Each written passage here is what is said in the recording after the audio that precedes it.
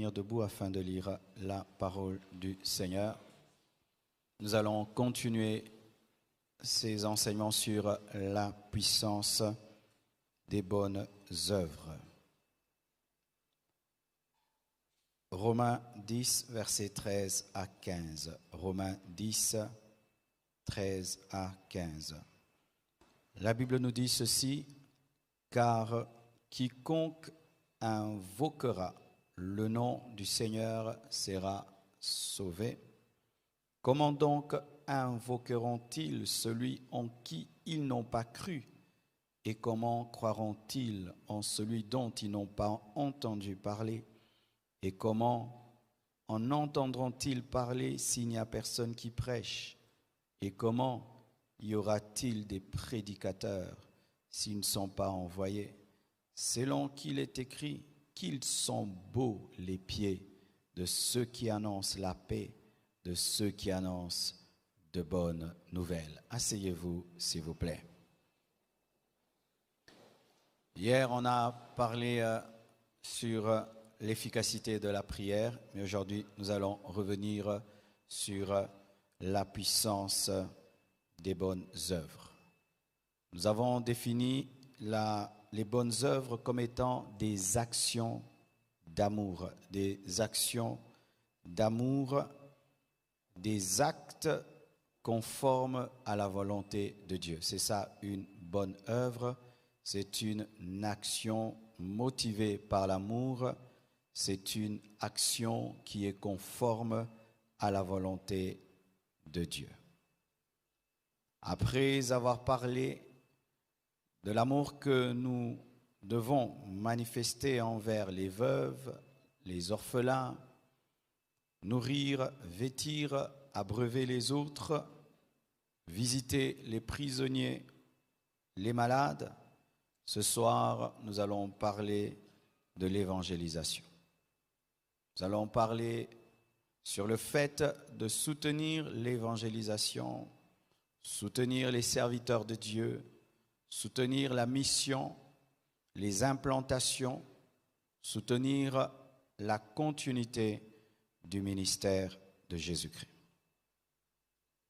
La puissance des bonnes œuvres dans la mission. Lorsque nous lisons Romains 10, versets 13 à 15, nous remarquons qu'il est impossible que les hommes soient sauvés sans invoquer. Et il est impossible d'invoquer sans croire. Et il est impossible de croire sans entendre.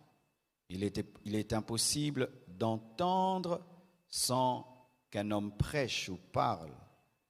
Et il est impossible qu'il y ait des prédicateurs sans qu'il y ait des envois. Et c'est là qu'interviennent les bonnes œuvres. Deux personnes envoient. Dieu d'abord, c'est lui qui envoie en premier. Mais l'homme qui vient participer à l'envoi des envoyés de Dieu vient aussi envoyer. Dieu peut appeler un homme, l'envoyer, mais il a la capacité d'aller. Il y a des missionnaires qui ne voyagent pas dans le monde entier seulement parce qu'ils n'ont pas de billets. Ils n'ont pas l'argent pour le visa. Ils n'ont pas l'argent pour sillonner le monde. C'est pourquoi les grands évangélistes internationaux sont soutenus par des partenaires. Avant, je ne comprenais pas de voir un homme de Dieu qui a un jet et puis qui sillonne le monde entier. Tu suis ses émissions, il demande de l'argent. Tu te dis, mais il est déjà riche. Non, s'il a commencé à évangéliser, s'il visite tous les pays du monde, c'est parce qu'en amont, il y a des hommes et des femmes qui lui permettent de voyager dans le monde entier. Des fois, en Afrique, nous nous glorifions et nous bénissons Dieu.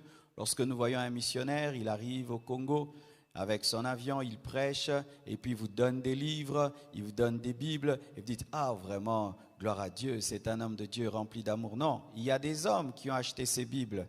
Il y a des hommes qui ont acheté ces livres pour qu'ils puissent les donner gratuitement. Si vous avez entendu parler de Reinhard Bonnke, sachez que derrière Reinhard Bonnke, il y a des hommes riches et même pauvres qui ont soutenu son ministère et cet homme a été une très très grande bénédiction pour l'Afrique. Frères et sœurs, certains hommes, certaines personnes n'entendront jamais parler de Jésus-Christ parce qu'il y a certains hommes qui ont refusé de prendre de leur argent et de dire « Évangéliste, je te paye le billet. Évangéliste, je te loue le stade. Évangéliste, je te loue la sonorisation. » L'une des plus grandes actions que j'ai eu à tenir dans mon ministère, c'est la croisade en Haïti. Voici l'histoire de la croisade en Haïti. Il fallait que nous y allions, mais il y avait un budget de plus de 150 000 $. Nous étions en plein achat parcelle. Alors, il fallait que l'église Compassion ici achète la parcelle. Alors, j'ai appelé l'Haïti et j'ai dit, je ne saurais venir, nous devons acheter la parcelle et je n'ai pas ces 150 000. Et alors, des frères et sœurs en Haïti nous ont appelés et ont dit, pasteur, viens, nous allons louer le stade. Nous allons payer le billet, nous allons payer l'hôtel, nous allons payer les écrans, nous allons payer tout. Toi, viens seulement prêcher. C'est alors que nous sommes allés et il y a des frères et sœurs du monde entier qui m'ont accompagné et plusieurs ont été sauvés. Le stade était rempli, la puissance de Dieu s'était manifestée, les sorciers fuyaient parce qu'ils étaient brûlés par le feu. On les attrapait, on les ramenait de force pour qu'ils soient délivrés. Mais pourquoi? Parce qu'il y a eu un groupe d'Haïtiens qui a dit « Nous allons permettre à cet homme d'aller en mission ». Frères et sœurs, certains hommes iront en enfer parce que tu as été égoïste, parce que tu étais insensible à la voix de Dieu lorsque Dieu t'a dit de prendre le peu que tu avais et de le mettre dans l'évangélisation, de le mettre dans la mission. C'est peu pour toi. Et si nous mettons $1 donné par 1 million de personnes, ça fait 1 million. Et avec 1 million, on peut envoyer des missionnaires dans le monde entier. Alléluia. Comment entendront-ils s'il n'y a personne qui prêche? Et comment prêcheront-ils si personne ne les envoie? S'il faut envoyer un missionnaire, mettons en Guadeloupe, il faut lui payer le billet, il faut lui payer le logement, il faut le nourrir. Il ne va pas voler parce qu'il y a le Saint-Esprit. Il faut qu'il y ait des hommes et des femmes qui s'engagent à le soutenir.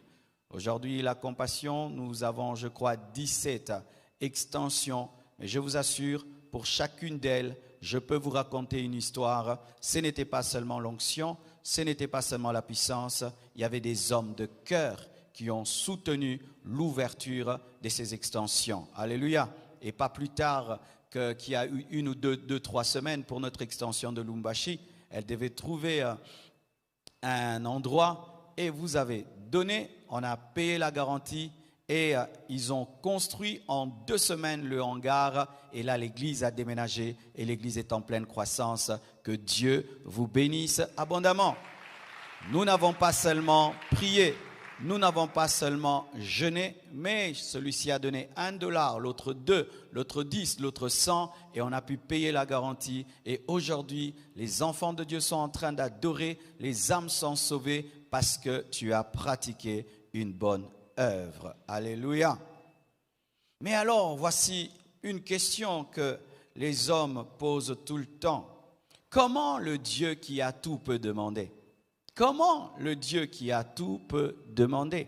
Parce que lorsque tu as tout, tu ne fais que donner. Et c'est ça la pensée religieuse que nous avons. Lorsque nous étions dans les églises religieuses, nos parents nous donnaient des miettes qui ne servaient à rien, même pas pour payer un pain ni payer un transport. Et on te disait c'est ça l'offrande. Et on allait avec des miettes à l'église. Pourquoi? C'était déjà une église construite qui avait tout. Et Dieu n'avait besoin de rien, Dieu a tout, alors il faut lui donner les miettes parce qu'il a tout. Et certains, lorsqu'ils sont venus dans les églises de réveil, gardent cette même mentalité, mais Dieu a tout, pourquoi je dois donner mon offrande? Pourquoi je dois donner ma dîme? Pourquoi je dois soutenir l'œuvre de Dieu? Mais Dieu a tout, pourquoi je dois donner? C'est Dieu qui doit me donner. Comment un Dieu qui a tout peut demander? Comment un Dieu qui possède toutes choses peut demander? Et d'ailleurs, est-ce que Dieu demande? Certains même ne sont pas convaincus que Dieu puisse demander. Il dit, ce sont les hommes de Dieu qui demandent. Ce sont les hommes de Dieu. Ce sont les hommes de Dieu qui cherchent notre argent. Est-ce que Dieu lui demande? Frères et sœurs, pourquoi Dieu demande? 3 Jean 1, versets 5 à 8, la Bible dit ceci. 3 Jean 1, 5 à 8. Bien-aimé, tu agis fidèlement dans ce que tu fais pour les frères. Jean parlait à Gaius. Et même pour les frères étrangers. Gaius recevait les frères et même les étrangers, lesquels ont rendu témoignage de ta charité en présence de l'Église. Tu feras bien de pourvoir à leur voyage d'une manière digne de Dieu. Pourvoir à leur voyage. Donc c'était financièrement. Alléluia. Donc Jean demandait à Gaius de pourvoir financièrement au voyage des serviteurs de Dieu. Maintenant il lui dit, car c'est pour le nom de Jésus-Christ qu'ils sont partis. C'était des missionnaires, sans rien recevoir des païens. Et écoutez maintenant, nous devons donc accueillir de tels hommes afin d'être ouvriers avec eux pour la vérité. C'est-à-dire que lorsque tu participes dans le ministère d'un missionnaire, tu reçois aussi sa récompense. Alléluia. Tu deviens co-ouvrier avec le missionnaire. Lorsque tu soutiens un pasteur, tu deviens co-ouvrier avec le pasteur. Quand tu soutiens un prophète, tu deviens co-ouvrier avec le prophète. Quand tu soutiens un apôtre, tu deviens co-ouvrier avec l'apôtre. Lorsque tu soutiens un évangéliste, tu deviens co-ouvrier avec cet évangéliste. Même si tu ne te tiendras pas sur l'estrade en train d'enseigner et de faire des miracles, le fait que tu lui as permis de tenir un micro, d'être sur une estrade, Dieu te bénira pour cela. Et cette croisade, ce n'est pas seulement la croisade de l'évangéliste, c'est aussi ta croisade. Et au dernier jour, Dieu te récompensera pour cela. Et lorsque les âmes seront sauvées, mettons il y a 1000 âmes sauvées, tu auras ta part dans le salut de ces âmes. C'est ce que dit la parole.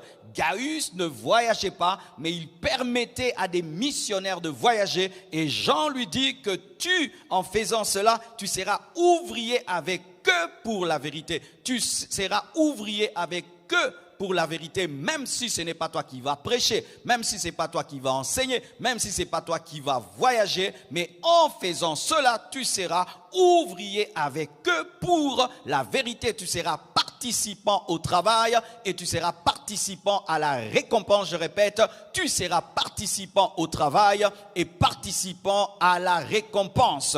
Pourquoi le Dieu qui a tout nous demande? C'est parce qu'il veut que nous puissions participer avec ses serviteurs. Alléluia. Il nous permet d'être co-ouvriers avec lui. C'est ce que Dieu nous enseigne même dans la nature. Je peux vouloir arranger ma chambre. Et puis j'invite mon fils, je dis, Oracle, viens arranger avec moi. J'ai toute la capacité d'arranger ma chambre, mais j'aimerais aussi qu'il arrange avec moi. Et ainsi, il pourra dire à ses amis, j'ai arrangé avec papa. La chambre là, c'est moi et papa. Les habits là, c'est moi et papa. C'est pour lui donner le privilège de participer à une bonne œuvre. Et Dieu te demande, parce qu'il veut que tu participes à son travail, c'est un privilège qu'il te fait. Je répète, c'est un privilège qu'il te fait. Il peut tout faire sans toi, mais il te fait une passe en or afin que tu sois participant. C'est comme un grand buteur. Il a marqué 10 buts, mais il a son ami qui n'a pas encore marqué. Il dribble tout le monde et quand il est devant le poteau vide, il s'arrête et puis il lui donne une passe pour qu'il puisse marquer, afin qu'on puisse dire que lui aussi a marqué. Une bonne œuvre, c'est une passe en or que Dieu te fait pour que tu sois co-travailleur avec lui, co-créateur avec lui, co-participant avec lui à son œuvre. Il aimerait aussi que tu puisses apporter ton sceau dans sa création, dans son œuvre. Pourquoi ce n'est pas un Dieu égoïste? Il aimerait que tu sois participant. Alléluia. Même dans le mariage, un homme qui fait tout et qui ne laisse rien faire sa femme, la femme va se plaindre. Pourquoi? Parce que dans l'amour, on fait participer. Et Jésus est ton mari et tu es sa femme. Et il aimerait que tu puisses participer à son œuvre. C'est pourquoi il t'incite aux bonnes œuvres. Alléluia. Et regardez maintenant cela dans le ministère de Jésus-Christ. S'il y a quelqu'un qui ne devait rien demander dans sa vie, c'est Jésus. S'il y a quelqu'un qui devait être autosuffisant, c'est Jésus. Il devait, d'abord, il ne devait pas avoir besoin de la matrice de Marie. Amen. Hein? Ça devait être un bébé Schwarzenegger. Vous voyez le film d'Arnold Schwarzenegger, il est tombé du ciel, boum. Jésus devait tomber comme ça du ciel, boum, un grand garçon du coup. Alléluia. Et quand il devait être baptisé, lui-même se baptise, n'est-ce pas? Mais Jésus ne s'est pas baptisé. Il est entré dans le ventre de Marie, donc il a demandé la matrice de Marie. C'était une bonne œuvre. Marie avait donné sa matrice, c'était une bonne œuvre. Mais oui, elle a accepté que Dieu entre dans sa matrice pour venir dans le monde. Elle a accepté d'être la porte de Dieu dans le monde des hommes. Il pouvait s'en passer, mais il est venu. Il a créé les cieux et la terre par sa parole. Il pouvait débarquer sur la terre. Alléluia. Parce qu'il était déjà sur la terre. N'est-ce pas? Jésus est le seul bébé qui a existé avant sa maman. Et qui a dit à sa maman le nom que sa maman devait lui donner. C'est pourquoi il dit avant qu'Abraham ne soit, je suis. Alléluia. Il était avant même son arrière-grand-père. Mais pourquoi il est entré en Marie? Il voulait faire participer Marie. Alléluia. Et Jésus devait être un homme de Dieu qui ne demande rien. Il veut une barque, boum, la barque part. L'ânesse, boum, ânesse. Il veut se rendre en Galilée. Vrai ou faux? N'est-ce pas? Parce qu'il a marché sur l'eau, n'est-ce pas? Il pouvait aussi marcher dans les airs. Mais vous allez remarquer, dans la manière de travailler de Jésus-Christ, Jésus demandait. Allons-y. Matthieu 10, versets 40 à 42. La Bible dit ceci. Celui qui vous reçoit me reçoit, et celui qui me reçoit, reçoit celui qui m'a envoyé. Celui qui reçoit un prophète en qualité de prophète recevra une récompense de prophète. Et celui qui reçoit un juste en qualité de juste recevra une récompense de juste. Dites Amen. Hein? Oh, c'est très fort. Hein? Alléluia. C'est très fort. Ce ne sont pas que les sorciers qui laissent des démons dans nos maisons. Les justes aussi laissent la récompense du juste. On nous a trop prêché, tu as reçu un sorcier dans ta maison, il a laissé la malédiction, l'envoûtement. Aussi, quand tu reçois un juste en qualité de juste, tu reçois sa récompense. Lorsque tu reçois un prophète en qualité de prophète, tu reçois sa récompense. Lorsque tu reçois un évangéliste en qualité d'évangéliste, tu reçois sa récompense. Lorsque tu reçois un apôtre en qualité d'apôtre, tu reçois sa récompense. Lorsque tu reçois un docteur en qualité de docteur, tu reçois sa récompense. Lorsque tu reçois un missionnaire en qualité de missionnaire, tu reçois sa récompense. Lorsque tu reçois un juste en qualité de juste, tu reçois sa récompense. Dis quelle grâce, dis quelle grâce, dis quelle grâce. Mais c'est exceptionnel. Est-ce que vous comprenez ce que j'ai dit là? Si tu comprends bien, tu vas chercher tous les apôtres, viens chez moi. Mais oui, tu vas dire, tu es un homme de Dieu, pas chez moi, dis une parole, entre chez moi, proclame, parle. Si tu reçois les hommes de Dieu avec honneur, leur récompense viendra sur toi.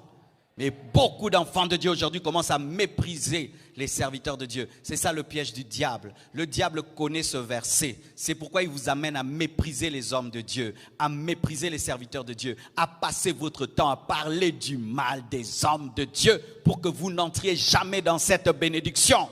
Quand tu traites un homme de Dieu comme un homme de Dieu, sa récompense vient sur toi. Sa paix vient dans ta vie. Ah oui! Mais quand tu le méprises, même dans ton cœur, ce qui devait te donner ne viendra jamais dans ta vie. Lorsque Dieu veut bénir un homme, il lui donne beaucoup d'amour pour les hommes de Dieu. Et lorsque Satan veut détruire une vie, il te donne beaucoup de haine pour les hommes de Dieu. Faites très attention. Il y a un esprit en ces temps de la fin qui amène les hommes à insulter facilement un serviteur de Dieu. Tu ne sais pas comment Dieu l'a appelé, comment Dieu l'a pris. Tu ne sais pas qu'est-ce qu'il vit avec Dieu, qui il est vraiment avec Dieu. Tu te permets de parler de lui, de parler d'un mystère. Quelle folie, quelle folie. Et aujourd'hui avec l'esprit de Facebook, vous écrivez des choses sur des gens que vous ne connaissez pas. Faites très attention, faites très attention, faites très attention. Lorsque tu n'as rien à dire, tais-toi. Alléluia, tais-toi. Honorez les hommes de Dieu, pas seulement votre pasteur, honorez tout homme de Dieu, honorez tout homme de Dieu, pas seulement votre pasteur, honorez tout serviteur de Dieu, tout un de Dieu, honorez tout un de Dieu. Alléluia. Parce que Dieu dit que si vous les recevez en qualité de juste, vous recevrez leur récompense. Mais si vous ne les recevez pas, selon leur qualité, la Bible dit, si vous allez quelque part et on ne vous reçoit pas, qu'est-ce que vous faites? Époussetez vos chaussures et la malédiction restera là. Frères et sœurs, vous êtes en train aujourd'hui de rater beaucoup de bénédictions parce que dans vos cœurs, Satan a détruit l'image des hommes de Dieu. Peu d'enfants de Dieu regardent les hommes de Dieu comme étant des saints, comme des oints de Dieu, comme étant des instruments de Dieu. C'est pourquoi vous côtoyez les hommes de Dieu, l'onction qui est sur eux ne vient pas sur vous. La bénédiction qui est sur eux ne vient pas sur vous. Les paroles prononcées ne s'accomplissent pas parce que dans votre cœur, vous ne les recevez pas dans leur véritable qualité. Je ne vous dis pas d'adorer les serviteurs de Dieu parce que certains commencent à exagérer. Ils profitent de ces versets pour commencer à marcher sur les fidèles, à recevoir l'adoration. Non, pas cela. Je parle du respect et je parle de l'honneur. Je respecte mon père. J'honore mon père, mais je n'adore pas mon père. Alléluia. Je respecte mon pasteur, mais je n'adore pas mon pasteur. Je suis pasteur et je suis le pasteur des pasteurs, mais j'appelle mon pasteur papa. Je l'appelle papa. Même si je suis le pasteur des pasteurs, je l'appelle papa. Je l'appelle papa. Mais il y a des tout petits. Il vient à peine de commencer à servir Dieu. Il se permet de parler. Vraiment, frères et sœurs, faites très attention. Faites très attention. Même si le monde entier a décidé de mépriser les hommes de Dieu, n'entrez pas dans cette maladie. Elle vous prive la bénédiction divine. N'entrez pas dedans. N'entrez pas. N'entrez pas. Certains même, ils craignent plus les féticheurs et les marabouts que les hommes de Dieu. Il craint son oncle sorcier qu'un homme de Dieu. Vous avez dans votre famille un sorcier reconnu. Il faut voir comment devant lui tu ne parles pas. Tu es sérieux parce que tu sais que lui s'il parle, les gens n'enfantent pas, les gens meurent. Il faut voir comment tu te tiens devant lui. Mais devant un serviteur de Dieu et des hommes de Dieu, tu te permets de parler, de dire des choses. Ce qui fait que le plan de Dieu ne s'accomplit pas dans ta vie. Pourquoi? Si tu ne respectes pas l'ambassadeur d'un gouvernement, tu n'as pas respecté le gouvernement qu'il a envoyé. Celui qui vous reçoit m'a reçu, dit la parole. Alléluia. Et voyez, mes frères et sœurs, Moïse doit construire le tabernacle. Il va au sommet de la montagne. Et lorsqu'il est au sommet de la montagne, Dieu lui révèle le tabernacle. Il lui dit qu'il faut mettre de l'or. Il lui dit qu'il faut qu'il y ait de l'encens, il faut tel tissu et tel autre tissu. Mais après que Dieu ait parlé, Dieu ne lui donne rien du tout. Il descend les mains bredouilles et Dieu l'envoie vers le peuple. Le peuple d'Israël, après la 10e plaie, il y a eu la 11e plaie. C'est le dépouillement des Égyptiens. Dieu avait touché les Égyptiens pour qu'ils puissent donner des bijoux, donner des choses précieuses aux Juifs. Et ils avaient de quoi construire le tabernacle. Dieu n'avait pas donné à Moïse de l'or et des diamants sur le sommet de la montagne parce qu'il savait que le peuple en avait. Et Moïse vient de rencontrer le Dieu Tout-Puissant, le Dieu Tout-Suffisant, mais il vient demander. C'est pourquoi certains ne comprennent pas les hommes de Dieu. Mais Dieu t'a appelé, pourquoi tu nous demandes? Mais Moïse aussi, pourquoi il a demandé? Il a été face à face avec Dieu. Il est revenu avec un visage qui rayonne, mais il n'avait pas la provision de la vision. La provision était dans le peuple, la vision était dans l'homme de Dieu. Alléluia. La provision était dans le peuple, la vision était dans l'homme de Dieu. C'est alors que le peuple a donné la provision et la vision a été atteinte lorsque Betsalel a construit l'arche avec l'or qui avait été donné par le peuple. La gloire de Dieu est descendue. Pourquoi? Le spirituel a besoin du matériel pour se manifester. Je répète, le spirituel a besoin du matériel pour se manifester. Il fallait que ce temple soit construit, que cette parcelle soit achetée pour que vous soyez nombreux ici. Alléluia. Le matériel a permis au spirituel de se manifester. Amen. Voyez, lorsque Dieu appelle Élie, et Élie a des combats avec Akab et Jézabel, pendant un temps, il est nourri par un corbeau. Un corbeau le nourrit. Mais Dieu pouvait directement envoyer la viande, n'est-ce pas? Il pouvait directement, mais non, il décide qu'il y ait un corbeau qui soit là en train de nourrir son serviteur. Et des fois, tu es un corbeau, alléluia, un corbeau. Tu rencontres un Élie qui traverse des moments difficiles. Je suis passé par des moments difficiles, mes frères, où je mangeais vraiment, je peux dire, par la foi. Et il y avait des mamans qui, tous les jours, préparaient deux plats. Le plat pour sa maison et le plat pour le pasteur. Et m'amenaient toujours dans un bassin. Pasteur, ça c'est pour toi. C'était Élie, nourri par un corbeau. Mais des fois tu négliges. Dieu peut seulement te donner un ordre. Nourris ce serviteur de Dieu-là.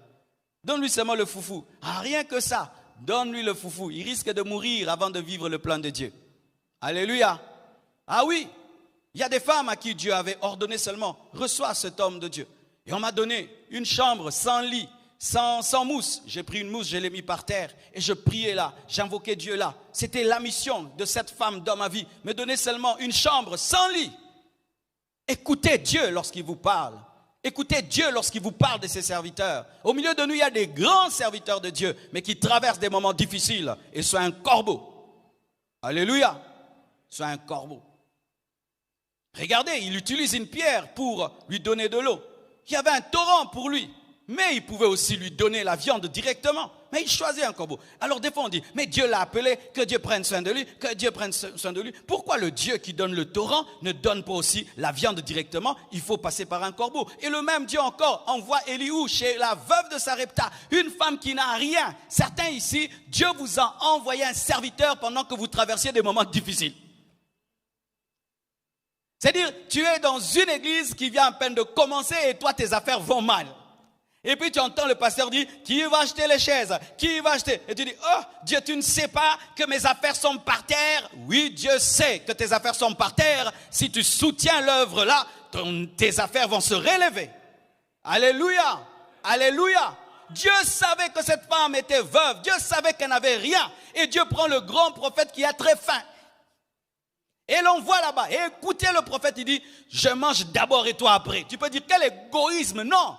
Et il y avait la révélation que même si cette femme mangeait, c'était la dernière fois qu'elle allait manger. Il fallait que le prophète mange pour qu'elle ne souffre jamais de faim.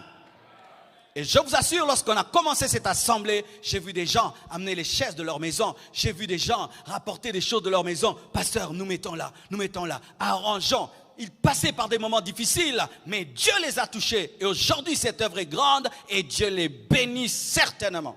Certainement. Frères et sœurs, comment un Dieu qui a tout peut demander? Il demande pour que tu sois co-ouvrier avec lui. Il peut tout faire sans toi. Dieu peut tout faire sans nous. Amen. Hein? Nous pouvons dormir, nous nous réveillons un jour ici, tout le temple est fini. Dieu peut le faire. Il a créé les cieux et la terre sans nous. Alléluia. Il a créé les étoiles sans nous. Il a créé les anges sans nous. Dieu peut tout faire sans toi. Et lorsqu'il t'invite à participer, ce n'est pas parce que tu es digne, ni parce que tu lui fais grâce, mais parce qu'il te fait grâce. Donne-moi la main que je parle. J'ai aimé un jour un pasteur. Il avait organisé une grande convention et pendant la convention, beaucoup de mamans avaient participé à l'organisation. Alors après la convention, les papas ont commencé à bouder le pasteur. Et puis il rencontre les papas, il dit, pourquoi vous boudez? Et ils disent, mais nous t'avons cédé nos femmes pendant une semaine. Elles étaient là matin, midi, soir, en train de préparer protocole, modérer tout. Mais la convention a pris fin, tu nous as même pas remerciés. Le pasteur a dit, oh, vous remerciez? Comment? C'est vous qui devez me remercier?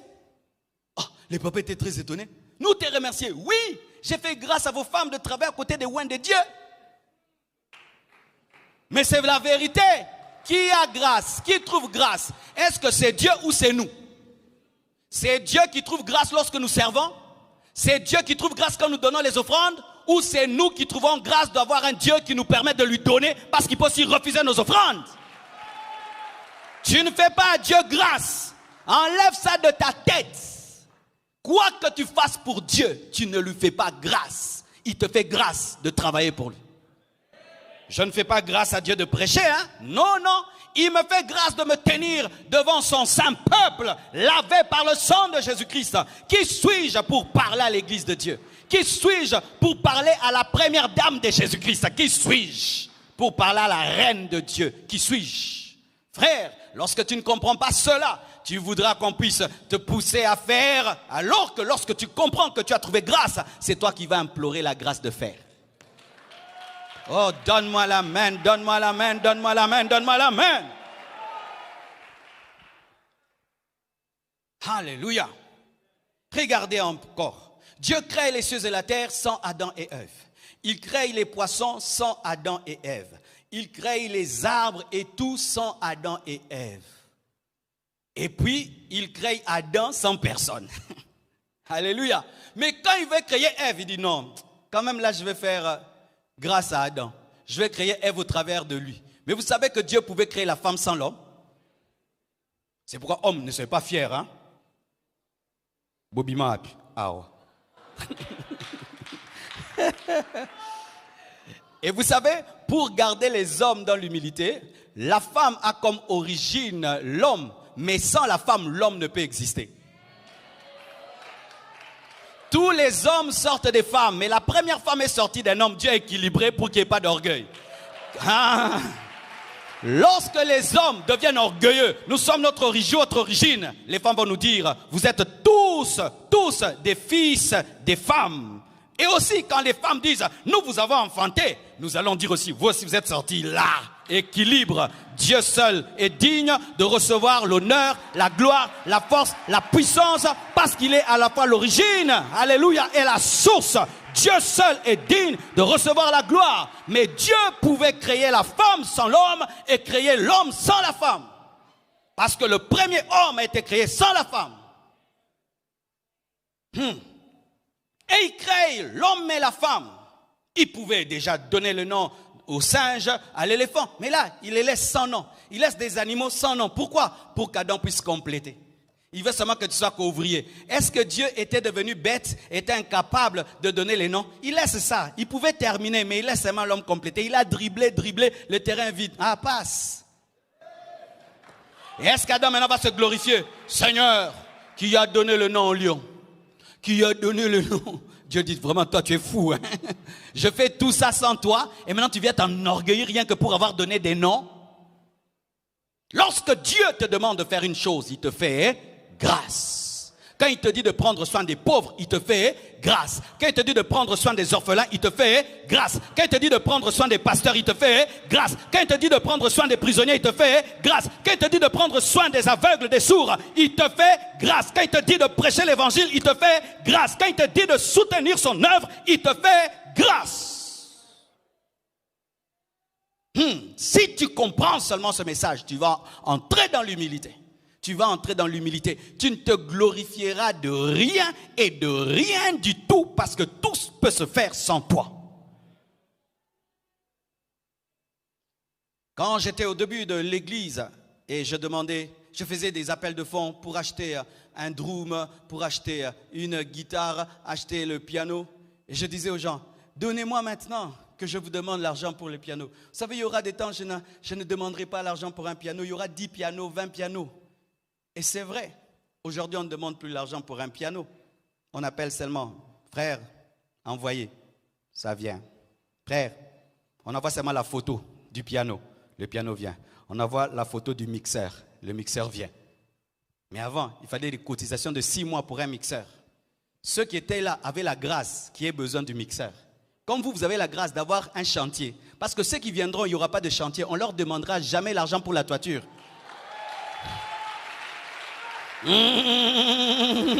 Alléluia. Dis, j'ai la grâce de prier dans un chantier. Dis, j'ai la grâce de prier dans un chantier.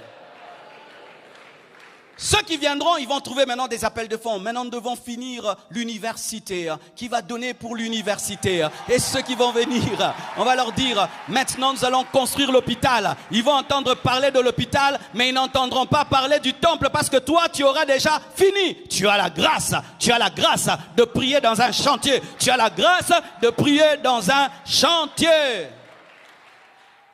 Alléluia. Et vous qui me suivez, tu as la grâce d'avoir un pasteur qui n'a pas de voiture, afin que tu puisses lui acheter une voiture. Tu as la grâce. Certains, ils se moquent de leur pasteur. Mais le pasteur n'a pas de voiture. Vous avez une grâce pour que vous puissiez lui acheter sa première voiture. Alléluia. Voyez maintenant Jésus-Christ. Dans Luc 5, versets 1 à 10, la Bible dit ceci. Comme Jésus se trouvait auprès du lac de Génézareth, et que la foule se pressait autour de lui pour entendre la parole de Dieu, il vit au bord du lac 2 barques, d'où les pêcheurs étaient descendus pour laver leurs filets. Il monta dans l'une de ces barques qui était à Simon, et il le pria de s'éloigner. Ah, il est très poli. Dit, Jésus est très poli. Moi, je ne crois pas à ces prophètes-là qui viennent. Maman, viens. Dieu a dit donne. Allez, donne. Dieu est très poli. Si tu es fils de cette maison, tu as cette impolitesse spirituelle, tu n'es pas de nous. Alléluia. Même si Dieu t'a parlé, on dit s'il te plaît. Il dit, Dieu doit toucher et préparer les cœurs. Dieu n'arrache pas les choses. Dieu demande dans la politesse. Amen. Il dit, et il demanda, il leur pria de s'éloigner un peu de terre. Puis il s'assit et de la barque, il enseignait la foule. Et vous connaissez l'histoire, après que Jésus a enseigné la foule, la barque était vide, Pierre et ses frères avaient échoué et il leur demande de lancer le filet et ils ont eu une pêche miraculeuse.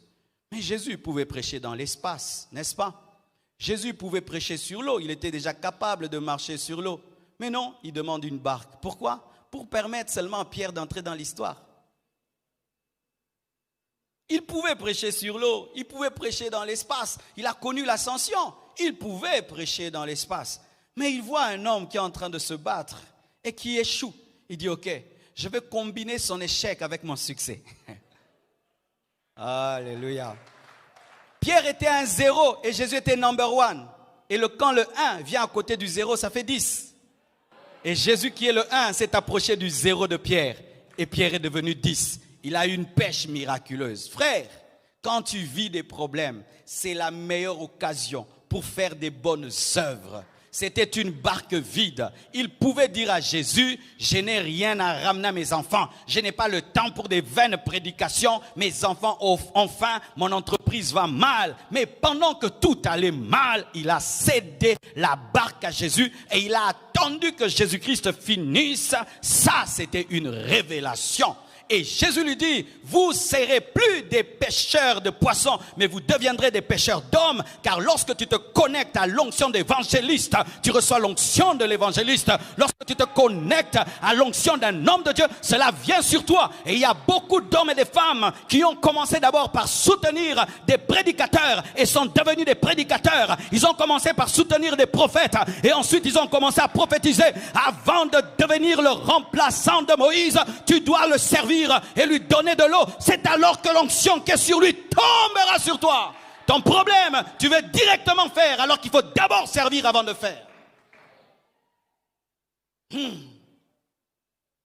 Jésus ensuite est venu donner un cours à Pierre. Tu sais, lorsque Dieu te demande une bonne œuvre, c'est une épreuve pour toi, une école pour toi. Dieu voulait lui enseigner comment est-ce qu'on peut faire des pêches miraculeuses. Et lorsqu'il a obéi, il a jeté le filet. Et les filets craquaient. Après des années, le même Pierre n'a pas jeté un filet physique. Après la Pentecôte, il a jeté un filet. Et il y a eu 5000 conversions. La prophétie s'est accomplie. Frères et sœurs, le Dieu qui te demande des choses matérielles veut te donner des choses spirituelles. Je répète, le Dieu qui te demande des choses matérielles veut te donner des choses spirituelles. Même si aujourd'hui on ne veut plus que les pasteurs disent ça. Moi je vais prêcher, ça c'est la Bible. Alléluia. Nous n'allons pas changer la Bible parce qu'on critique l'évangile. Mais Dieu au travers des choses matérielles est capable de te donner des choses spirituelles. Il est capable de te donner des choses spirituelles. Il lui a donné une barque et Jésus lui a prophétisé sur sa destinée. C'est la parole de Dieu. Nous ne pouvons pas enlever cela parce qu'il y a des sceptiques, parce qu'il y a des gens qui critiquent. Non, c'est la Bible, elle reste ainsi. Alléluia. Il a réglé le problème de Jésus et Jésus a réglé son problème. Jésus avait un problème, il devait remplir le ciel. Et Pierre avait un problème, il devait remplir la barque. La Bible dit, recherchez premièrement le royaume des cieux et sa justice. Et le reste vous sera donné par-dessus. Il s'est occupé de la barque de Jésus et Jésus s'est occupé de sa barque. Remplis la barque de Jésus et Jésus remplira ta barque. Occupe-toi du royaume de Dieu et Dieu va s'occuper de tes entreprises, de ta famille, de ton caractère. Il va s'occuper de toi. Que Dieu bénisse tous ceux qui sont venus ici. Vos entreprises sont par terre. Tout va mal, mais tu es venu. ta barque est vide, remplis la barque de Jésus et il remplira la tienne. C'est écrit dans la parole, c'est écrit dans la parole. Et Dieu te donnera infiniment et abondamment au-delà de ce que tu peux penser. Il ne pouvait imaginer que c'était le jour d'une pêche extraordinaire. Depuis que Pierre était pêcheur, jamais il n'avait vu cela. C'était le jour de l'extraordinaire. Mais l'extraordinaire était caché dans la simplicité. Donne-moi l'amen que je te parle. Le jour où Dieu te demandera une chose qui changera ta vie, le ciel sera bleu. Le jour où Dieu te demandera de faire une chose simple pour amener l'extraordinaire dans ta vie, ce sera un matin comme tous les autres matins, mais ce sera le jour où le surnaturel frappera ta porte. C'est pourquoi fais des bonnes œuvres un style de vie, un style de vie, un style de vie pour ne pas rater. Alléluia. Ne faites pas les bonnes œuvres seulement dimanche, lundi, mardi, mercredi, jeudi, janvier jusqu'en décembre, parce que tu ne sais pas. Tu ne sais pas. Abigail avait l'habitude d'être une femme hospitalière. Et dans cette habitude, elle a pris soin de David. C'est alors qu'elle a fait échapper sa famille. C'est alors qu'elle est devenue femme du roi. Alléluia. Et regardez, dans Jean 4, versets 7 à 10, la Bible dit ceci. Une femme de Samarie vint puiser de l'eau. Jésus lui dit, donne-moi à boire. Dis, quelle provocation? Dis, quelle provocation? Lui-même, c'est lui qui a créé l'eau, il demande l'eau, vraiment. Quelle provocation.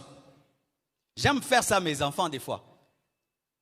Quand ils ont un paquet de biscuits, je dis, Chifra, donne-moi les biscuits. C'est un test. Est-ce que j'ai besoin de ces biscuits? Chifra, donne-moi les biscuits. Et je dis, vous les enfants, comment moi je t'achète tout ce paquet? Tu ne sais pas même pas me donner une partie. Mais est-ce que j'ai besoin de ce biscuit? J'ai besoin seulement de tester son amour et sa capacité de donner et d'offrir. Et quand celui qui crée l'eau te demande l'eau, ce n'est pas l'eau dont il a besoin de ton cœur, il a besoin de t'enseigner. Quand Dieu qui est le milliardaire des milliardaires te demande $100, tu penses qu'il a besoin de $100? Il n'a pas besoin de $100. Fais très attention lorsque le créateur de l'eau demande l'eau. Ce n'est pas l'eau.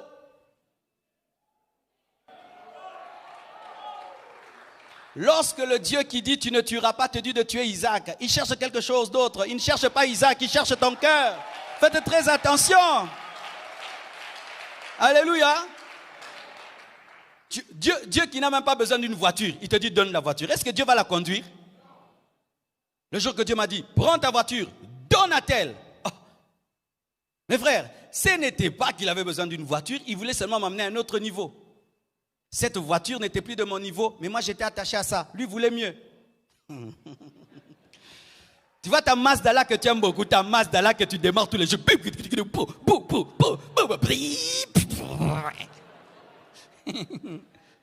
Moi j'appelle de telles voitures des vaisseaux spatiaux. Et moi j'avais un vaisseau spatial. Quand Dieu te dit prends, c'est-à-dire qu'il veut créer de l'espace pour autre chose. Maintenant, toi, tu crois, Dieu, qu'est-ce que je t'ai fait? Je n'ai que cette voiture. Dieu sait que tu n'as que cette voiture, c'est Kikorokochola. Il veut dégager l'espace pour te donner une belle chose. Quand Dieu te demande Isaac, il veut te donner Jésus. Quand il te demande Isaac, il veut te donner Jésus. Frères et sœurs, il demande à une femme de l'eau. Et Jésus lui dit, donne-moi à boire. Car ses disciples étaient allés à la ville pour acheter des vivres. La femme samaritaine lui dit, comment toi, vraiment, il ne faut pas être tribaliste dans la vie. On te demande de l'eau, toi tu parles de la tribu. Kadji.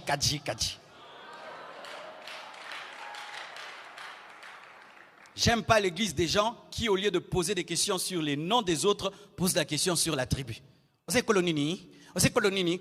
Non, je m'appelle Marcelo. On sait Kolonini. Et s'il sait que tu es Moussoeli, commence à te parler en Swahili. Ne me parlez pas en Swahili. Alléluia. Parlez-moi en français, en lingala. Alléluia. Ne fais pas kibundugu.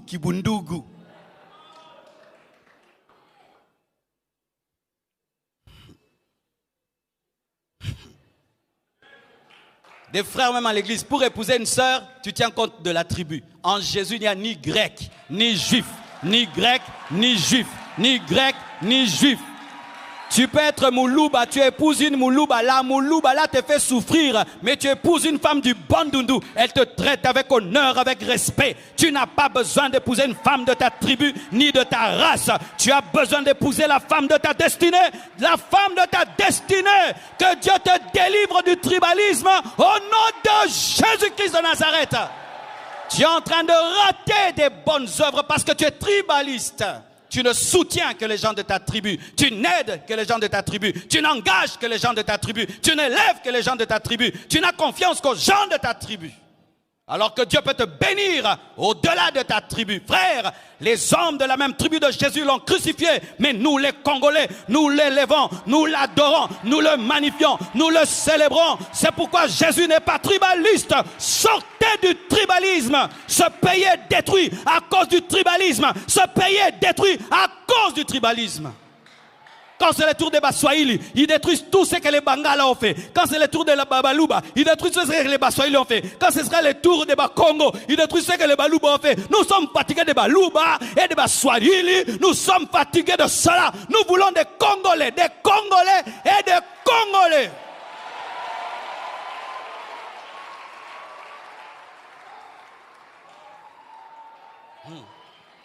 Gloire à Dieu. Je bénis Dieu pour ce que je suis. J'ai 300.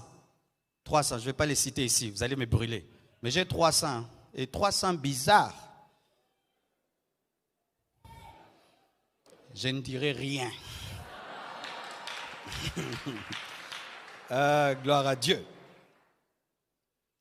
La femme samaritaine lui dit, comment toi qui es juif me demandes-tu à boire, à moi qui suis une femme samaritaine? Les juifs en effet n'ont pas de relation avec les Samaritains. Toutes ces réponses, seulement on t'a dit donne-moi de l'eau. Tu commences à parler beaucoup comme ça. Il y a des gens comme ça, tu lui demandes, il commence à expliquer, j'ai pas mangé, tu vois, on nous a pas payé. Est-ce que je t'ai demandé tout ça? D'ailleurs, il fait chaud, je me suis mal réveillé. D'ailleurs, tu vois, je voulais t'aider, mais tu sais. Il commence à palabrer. On lui a demandé de l'eau. Et même pas toute l'eau. Le juif, en effet, n'ont pas de relation avec les Samaritains. Jésus lui répondit, et c'est ce qu'il te dit. Si tu connaissais le don de Dieu, et qui est celui qui te dit, donne-moi à boire, tu lui aurais toi-même demandé à boire, et il t'aurait donné de l'eau vive. Si tu connaissais le don de Dieu, c'est-à-dire tu es ignorante de qui est devant toi. Tu es ignorante de ce que j'ai à te donner. Tu es ignorante qu'en soi, je n'avais pas besoin de ton eau. J'avais besoin de t'ouvrir les yeux. Quand les paniers sont mis là, est-ce que tu vois le protocole ou tu vois Dieu? Tu vois qui derrière les paniers des offrandes? Tu vois le protocole ou tu vois Dieu? Quand un appel est fait à l'église, tu vois le pasteur ou tu vois Dieu? Tu vois une opportunité pour toi de montrer ton amour à Dieu ou tu vois qu'on est venu t'escroquer? Cette femme, Jésus lui demande. Elle dit à Jésus, tu brises les frontières et les limites. Ça ne se fait pas. Nous ne causons pas avec des Juifs. Alors que Jésus était son supérieur. Et Jésus était le créateur de l'eau qui était dans son vase. C'était lui le créateur de ce qu'elle avait. Si tu connaissais. En soi, frère, sachez que lorsque tu comprends ce que je te dis, tu comprendras une chose, que l'homme n'est pas propriétaire de ses biens. Nous ne sommes que des gérants. Nous ne sommes que des gérants. Lorsque la Bible nous parle des biens, la Bible nous dit que nous sommes des intendants. Nous ne sommes pas des propriétaires. Tu n'es pas propriétaire de ta maison. Tu n'es pas propriétaire de ta voiture, propriétaire de ton compte en banque. Tu n'es pas propriétaire, tu es intendant, tu es gérant. Le propriétaire, c'est Dieu. Et cette femme allait passer à côté de sa bénédiction. Mais Jésus, dans son amour, l'a aidée. Comme elle aimait beaucoup la prophétie, Jésus lui a donné une parole de connaissance. Elle s'est rendue compte qu'il était prophète. Et puis elle s'est rendue compte qu'il était le Christ. Et la Bible nous dit que cette femme a laissé là sa cruche, est allée parler de Jésus-Christ dans toute la Samarie. Et vous allez vous rendre compte que Jésus n'a jamais bu l'eau. c'était seulement une stratégie d'évangélisation. Lorsque Dieu te demande, ce n'est qu'une stratégie d'entrer dans ta vie. Il n'a pas besoin de cela. Ce n'est qu'une stratégie pour entrer dans ta vie. Dieu n'a que faire de ton argent, tu sais, mais c'est une stratégie pour t'amener à entrer dans son histoire. Et aujourd'hui, je parle de la femme samaritaine. Pourquoi Jésus voulait qu'elle entre dans l'histoire? Qui est gagnant? Dieu ou toi? C'est toi qui es gagnant. Parce qu'il peut tout faire sans toi. Mais il te donne l'opportunité de lui donner de l'eau alors qu'il peut créer l'eau. Celui qui a brevet Israël au travers d'un rocher, n'est-ce pas? Israël était accompagné par un rocher qui donnait de l'eau. Mais celui qui crée un rocher, qui donne de l'eau, demande de l'eau. Comment un Dieu qui a tout peut demander? C'est parce qu'il veut faire de toi son co-ouvrier. Regardez dans Luc 8, versets 1 à 3. La Bible dit ceci. Ensuite, Jésus allait de ville en ville et de village en village, prêchant et annonçant la bonne nouvelle du royaume de Dieu. Les 12 étaient avec lui et quelques femmes qui avaient été guéries d'esprits malins et de maladies. Marie dite de Magdala, de laquelle étaient sortis 7 démons, Jeanne, femme de Chouza, intendant d'Hérode, Suzanne et plusieurs autres qui l'assistaient de leurs biens. Pouvez-vous dire avec moi, qui l'assistaient de leurs biens? Qui assistait Jésus, qui assistait Dieu. Est-ce que Dieu a besoin qu'on l'assiste? Mais ces femmes l'assistaient. Et bizarrement, on ne parle pas trop des hommes, on parle trop des femmes. Parce que dans le domaine de la libéralité, les femmes sont championnes. Il y a un pasteur qui avait dit un jour, entre une église remplie d'hommes et remplie de femmes, il préfère une église remplie de femmes. Parce que les papas calculent beaucoup. Mais les mamans, quand elles ont la joie, elles donnent. Elles vont réfléchir à la maison.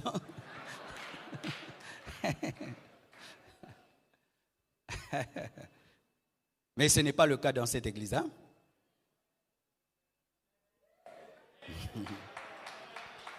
Mais regardez, Jésus pouvait dire à ces femmes qui ont été guéries, qui ont été délivrées, ne m'aidez pas, je n'ai pas besoin de vous.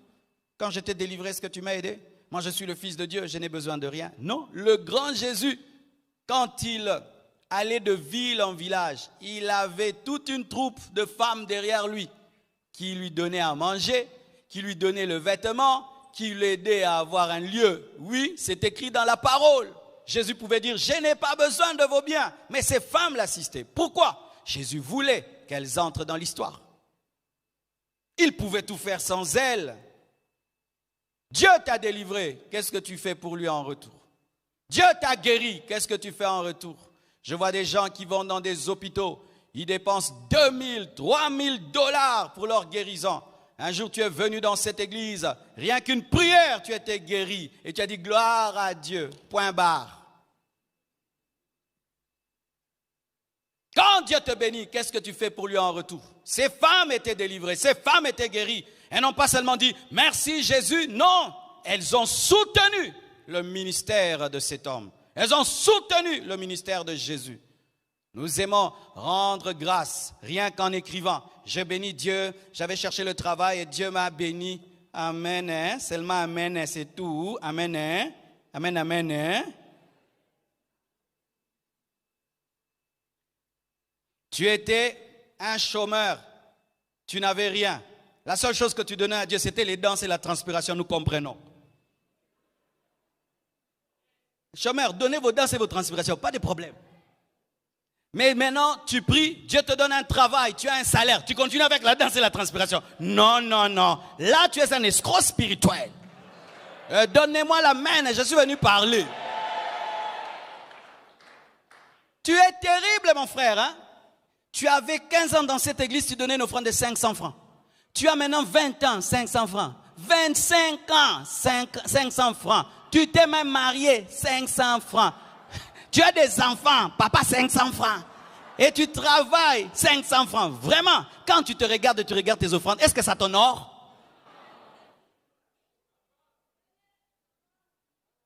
Tu avais un petit travail de rien du tout. Tu donnais une dîme de 5 $. Maintenant, tu gagnes beaucoup. Tu continues avec ta première dîme là.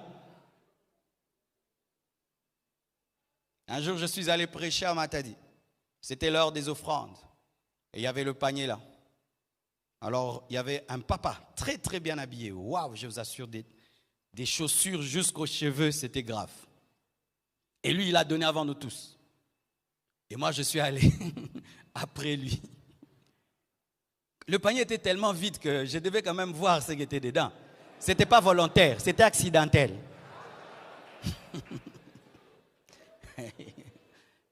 Et quand je mets mon offrande, je vois ce qu'il a laissé là-bas. Je l'ai regardé.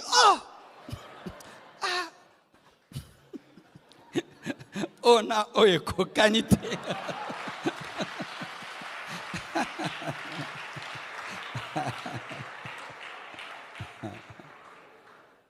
Je veux dire, papa, tout ça, tu as laissé ça.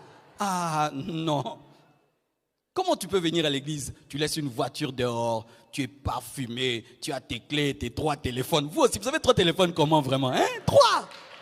Venez. Et puis, 1000. Mais un étudiant vient, il donne 5000 francs. Arrêtez ces choses de donner à Dieu que des paroles et des chants, alors que Dieu ne vous donne pas que des paroles et des chants, il vous donne aussi de l'argent, il vous donne aussi des maisons, il vous donne des voitures. Oui frère, as-tu déjà donné une voiture dans ta vie? Ah oui, il y a des gens qui pour eux la voiture c'est terrible, voiture. As-tu déjà donné une voiture? As-tu déjà donné une voiture? 4 pneus et un moteur, tu donnes à quelqu'un? Il y a des gens qui disent, pasteur, tu es sérieux? Moi, donner quoi? Une voiture. Mais oui, c'est quoi une voiture? C'est 4 pneus, un moteur et puis une marque. C'est tout. Terminons pour ce soir. Et ces femmes, en retour, soutenaient son ministère. Jésus n'a pas dit non, ne me soutenez pas. Je suis heureux, vous êtes guéris, vous êtes délivrés, cela me suffit. Non, il avait besoin que ces femmes le soutiennent. Et ces femmes l'ont aidé. Sachez que lorsque vous aidez un serviteur de Dieu, vous l'aidez à faire ceci, être concentré seulement sur la parole et sur la prière. Lorsqu'un serviteur de Dieu, quand il prie, il doit penser loyer, nourriture, vêtements, carburant, unité. Il est distrait. Et ça, vraiment, j'aimerais bénir la compassion. Je ne me soucie de rien. Oh, dites amen pour vous-même. De rien, de rien. Je ne manque de rien. Dans ma vie, je ne pense qu'à prier. Lire la Bible n'est pas tomber dans les péchés. Alléluia. Je ne pense qu'à prier, lire la Bible, prêcher. Et si j'ai des soucis, c'est l'œuvre de Dieu. Il faut construire, il faut que l'église grandisse, il faut que les extensions aillent bien.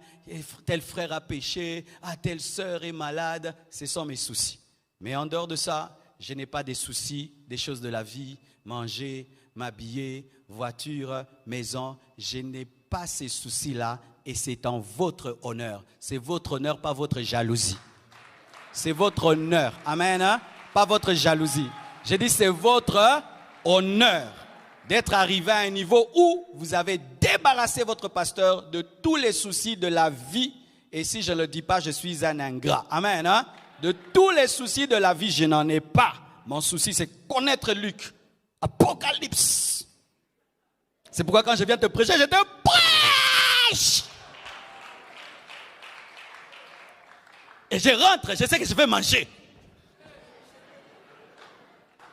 Mais quand tu prêches, tu sais qu'il n'y a rien. Tu vas doser. Doser. Que Dieu te bénisse.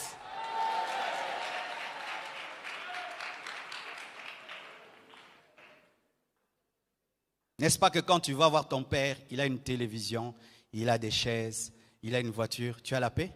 Ton père dans le corps.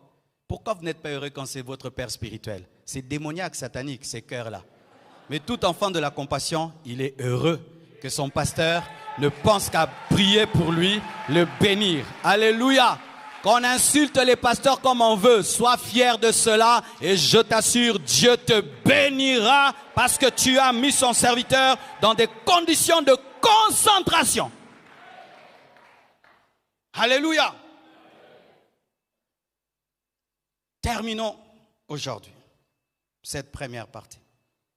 Jésus avait même besoin d'une ânesse pour entrer à Jérusalem. Vous savez? Il va entrer à Jérusalem, il s'arrête, il dit, allez chercher une ânesse sur laquelle personne n'est jamais monté. Mais Jésus pouvait entrer à pied. Non, il refuse, je veux une ânesse. Et ce n'était pas son ânesse, quelqu'un encore lui a prêté l'ânesse. En ces temps-là, l'ânesse c'était quoi? C'était la voiture. Jésus avait besoin d'une voiture et quelqu'un lui a prêté une voiture. Jésus a emprunté une voiture et c'était une voiture neuve. 0,0 km en sachet. Il y a des saints Thomas qui doutent. Lisons la Bible. Matthieu 21, versets 1 à 5. La Bible dit, lorsqu'ils approchèrent de Jérusalem et qu'ils furent arrivés à Bethphagée, vers la montagne des Oliviers, Jésus envoya 2 disciples en leur disant, allez au village qui est devant vous, vous trouverez aussitôt une ânesse attachée et un ânon avec elle. Détachez-les et amenez-les moi. Alléluia. Si quelqu'un vous dit quelque chose, vous répondrez, le Seigneur en a besoin. Il pouvait entrer à pied, mais il y avait une prophétie. Il y avait une prophétie qui disait, dites à la fille de Sion, voici ton roi vient à toi, plein de douceur et monté sur un âne, sur un ânon, le petit d'une ânesse. Lorsque Jésus-Christ voulait entrer à pied à Jérusalem, il s'est rendu compte qu'il y avait une prophétie non accomplie. Comme lui était né afin d'accomplir la parole, il devait accomplir toute la parole. Et il y avait une prophétie sur un animal. Jésus s'est arrêté pour accomplir la prophétie sur un animal. Si Jésus peut s'arrêter pour accomplir la prophétie sur un animal, à combien plus forte raison la prophétie dans ta vie? Je répète, si Jésus s'est souvenu de la prophétie donnée sur un animal, il se souviendra de toi et il va te dire de pratiquer une bonne œuvre afin que cette prophétie s'accomplisse. Je répète, s'il s'est souvenu d'un animal, il se souviendra de toi, il se souviendra de toi, il se souviendra de toi. Oh, gloire à Dieu. Il y avait une prophétie sur un homme parce que l'ânon et l'ânesse appartenaient à un homme. On ne nous parle pas de cet homme, mais quelqu'un avait libéré. Donc, dans la destinée de Jésus-Christ, il y avait un homme qui devait lui donner l'ânon. Et dans la destinée d'un homme de Dieu, il y a quelqu'un qui doit donner quelque chose.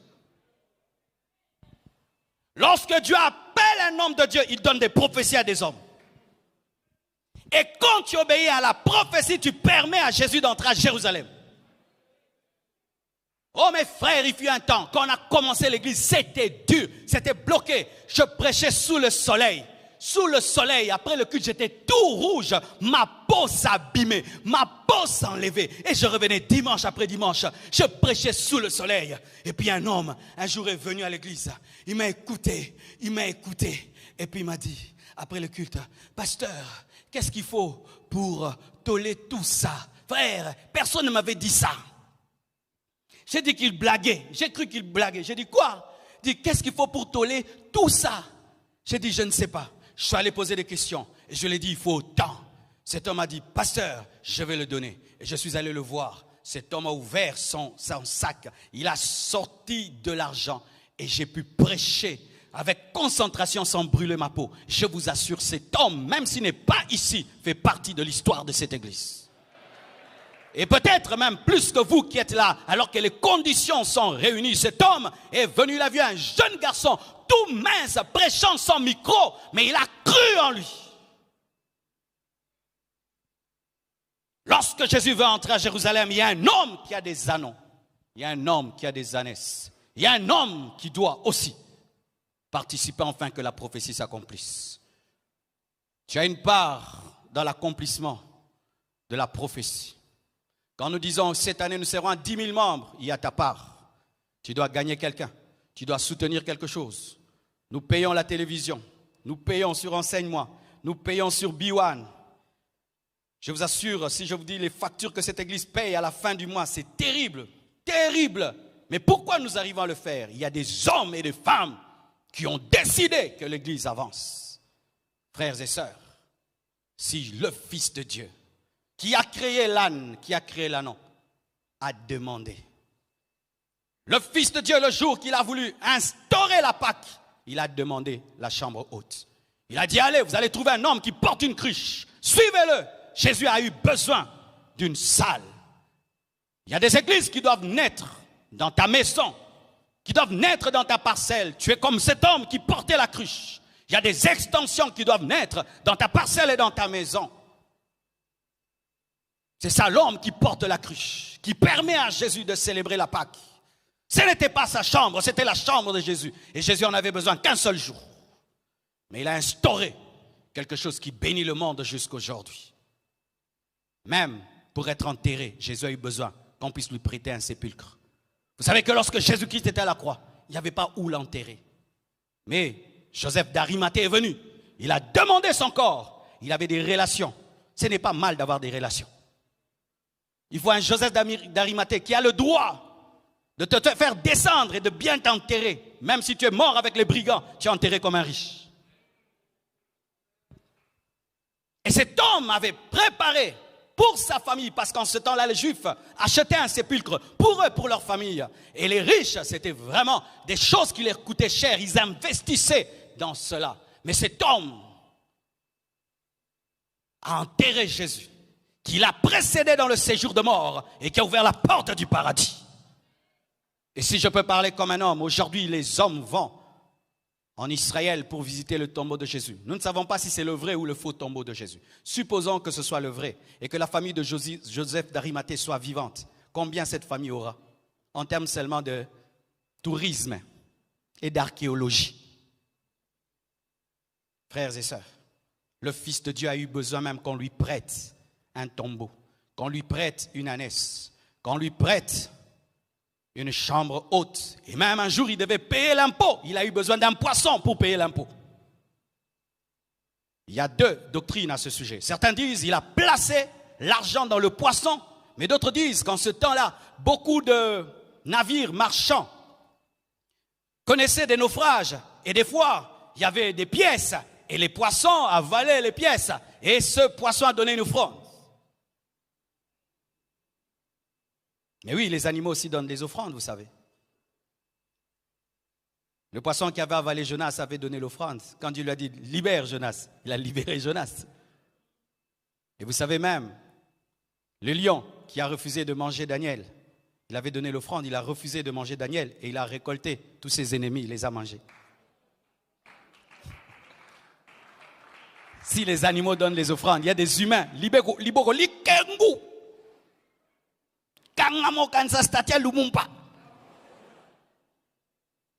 quoi que tu dises, Lobanayo, Silisa peko Silis, Oyona Kanaki, Yango Kakanako Pesa, 500.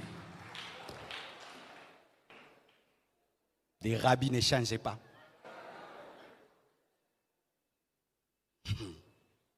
Vous savez, dans cette église, nous parlons rarement du donner, mais nous devons en parler.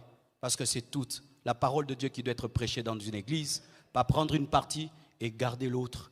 Que Dieu vous bénisse abondamment.